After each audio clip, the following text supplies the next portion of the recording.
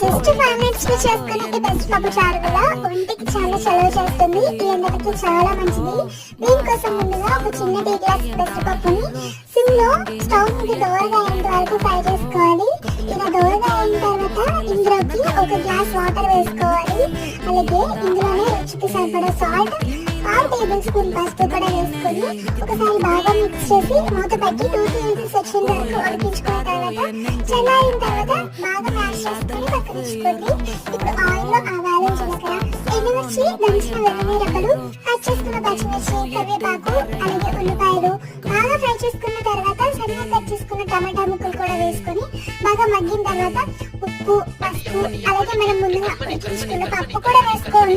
Glass water, పైన చింతపండు రసం, సన్నగా కట్ చేసుకున్న కొత్తిమీర, అలాగే దంచిన వెల్లుల్లి, జీలకర్ర, మెంతుల పొడి కూడా వేసుకోండి. టేస్ట్ బాగుంటుంది.